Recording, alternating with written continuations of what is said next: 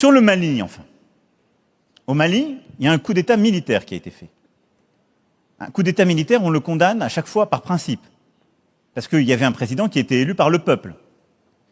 Là, formellement, c'est la distinction qui était très juste que vous avez faite entre la légalité et la légitimité.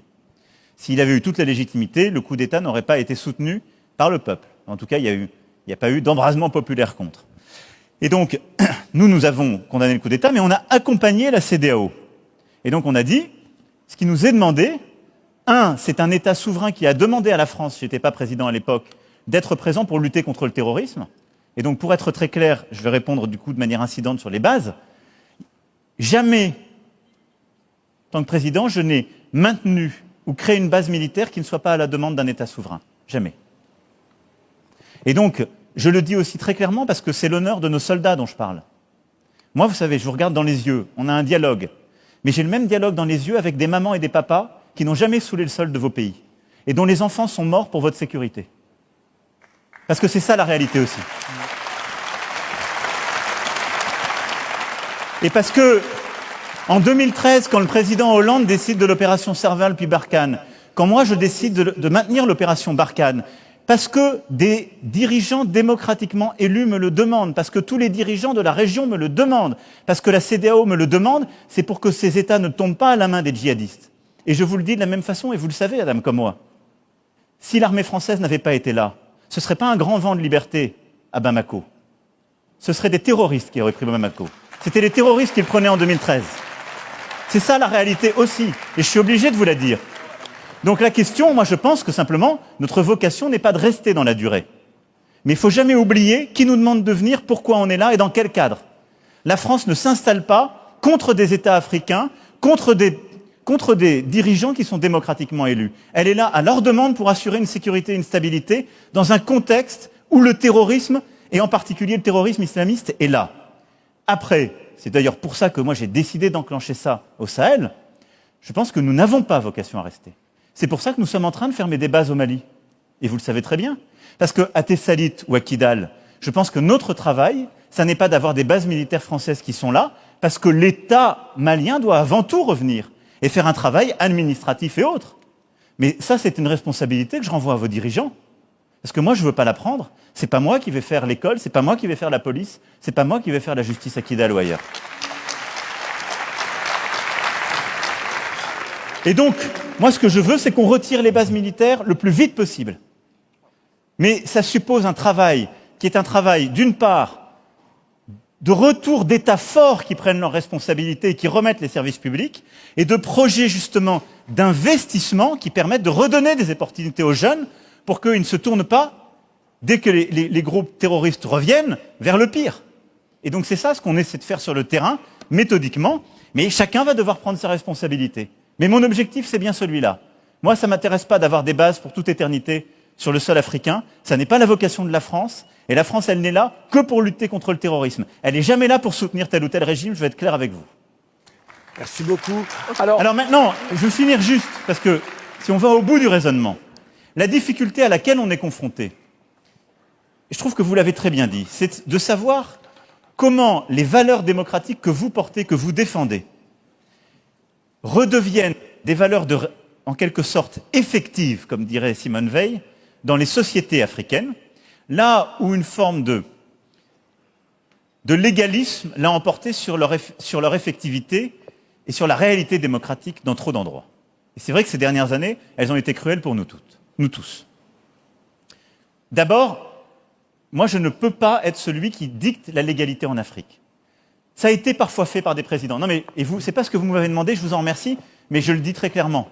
C'est-à-dire que je pense que ce qu'on a besoin, c'est de, en quelque sorte, réafricaniser ces valeurs universelles. Et là-dessus, vous jouez un rôle très important et vous l'assumez. Et ça, je vous en remercie. C'est qu'aussi longtemps que c'était un président de la République française qui disait « pas plus que 2 mandats », je me disais « qu'est-ce qui vient nous raconter la vie ? Il n'y a pas de leçon à nous le donner ». Quand ce sont des jeunes, ou moins jeunes, mais quand ce sont les sociétés civiles qui disent « nous, on ne veut pas plus de 2 mandats parce qu'on a besoin de l'alternance », ça a un autre sens. La question, c'est comment on vous aide à ce que ce soit effectif.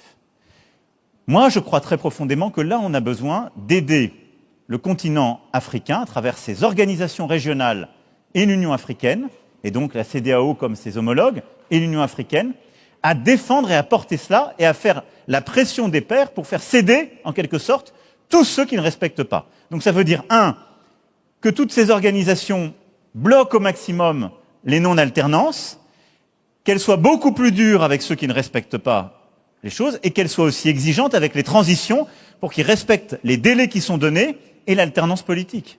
Et donc quand il y a des transitions qui mettent tout le monde en prison pour pas qu'il y ait d'élections faites, là c'est aux organisations régionales de pousser et nous de les aider.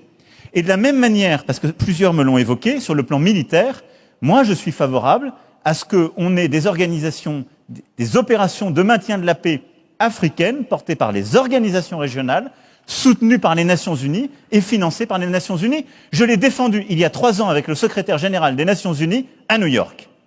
Donc c'est ça la solution, c'est d'aller vers ce chemin où les organisations régionales et l'Union africaine sont porteuses des solutions et démocratiques et sécuritaires par une pression des pairs. Qu'est-ce qu'on peut faire, nous, d'utile? Accompagner ces organisations. Les aider par nos financements.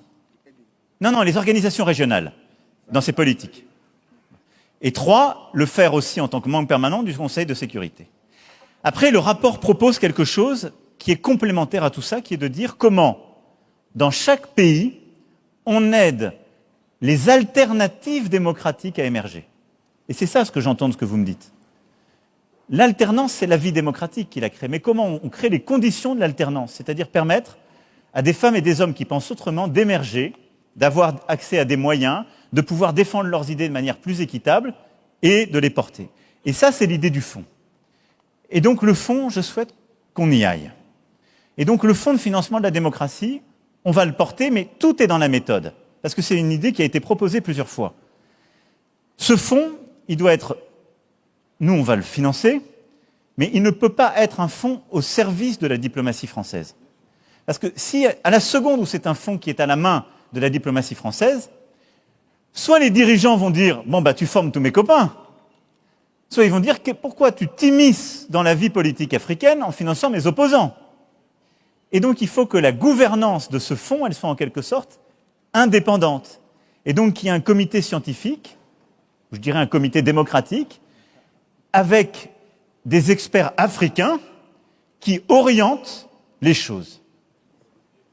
Et donc, à cet égard, la proposition qui est faite, c'est très clairement une révolution en termes de méthode. C'est-à-dire de financer ce fonds, d'avoir une indépendance dans la sélection des profils et d'aider à faire émerger les alternatives démocratiques. Ça, je veux qu'on y aille. Et donc ça, on va le faire, on va le mettre en place, mais vos ennuis ne sont pas terminés. Je vais vous engager dans la gouvernance de ce fonds et dans ses règles. Et donc moi, si Achille est prêt à le faire avec tous ceux qui, dans son équipe, ils sont prêts, mais si les pépites que vous êtes sont prêts avec la même exigence à le faire, en quelque sorte, ne me donnez pas un chèque en blanc aujourd'hui, si je puis dire. Je vous dis, je suis prêt à avancer. Mais soyez les garants du bon fonctionnement de ce fonds de financement, justement, de la démocratie, en regardant si les règles sont bien maintenues et comment on le fait sur le terrain. Mais allons-y.